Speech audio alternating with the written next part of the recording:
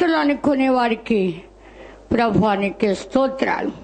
శ్రమ నవ్వుతండి. అలాంటి శ్రమ పడేవారము కాక నీతిమంతుడు విశ్వాస మూలముగా జీవించును అన్నారు. విశ్వాసమును మాకు ప్రసాదించుమని ప్రార్థన చేస్తున్నాం. వినట్టు మట్టుకు విందురు గాని గ్రహించరు అన్నారు.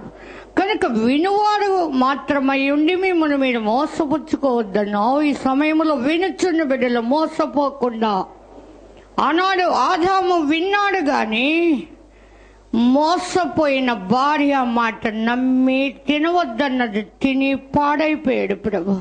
అలా కాకుండా నీవే మమ్మల్ని బలపరిచే నిమిత్తం నీ మాట కంటే మరెవ్వరి మాటకి మేము లోబడకుండా దేవునికి లోబడి ఉండుడి, అపవాదిని ఎదిరించుడి, వాడు మీ వద్ద నుండి పారిపోవును, అప్పుడు ఆయన మీ వద్దకు వచ్చును అన్నాడు. అంటే మా దగ్గర ఉన్నవాడు అపవాదాన్ని గ్రహిస్తున్నా, మాకంటే బలవంతుడు సాతాను, వానికంటే బలవంతుడు నీవు నాయన.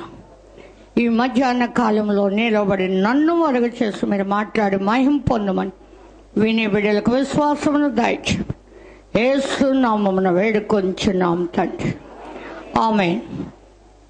మంచిది. కీర్తన గ్రంథం 4వ అధ్యాయం 2వ వచనం చదువుకుందాం. నరులారా, ఎంతకాలము నా గౌరవమును అవమానముగా మార్చెదరు అంటాడు.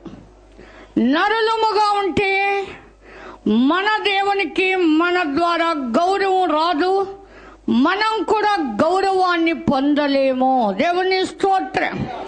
నరులారా, ఎంతకాలము నా గౌరవమును అవమానముగా మార్చెదరు, ఎంతకాలము వ్యర్థమైన దాన్ని ప్రేమించెదరు, ఎంతకాలము అబద్ధమైన వాటిని వెదికెదరు. దేవుని స్తోత్రం. కనుక మనం అబద్ధాన్ని వెదికే వారంగా ఉండకూడదు, వ్యర్థమైన దాన్ని ప్రేమించే వారంగా ఉండకూడదు. రోమాపత్రిక 8వ అధ్యాయము 28వ వచనములో చూస్తే, దేవుని ప్రేమించు వారికి అనగా ఆయన సంకల్పము చొప్పున పిలువబడిన వారికి మేలు కలుగుటకై సమస్తము సమకూడి జరుగుచున్నవని ఎరుగుదుము అంటున్నారు. దేవుని స్తోత్రం. మనం ఎవరిని ప్రేమించాలి?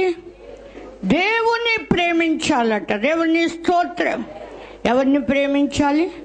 దేవుణ్ణి. ప్రేమించిన మా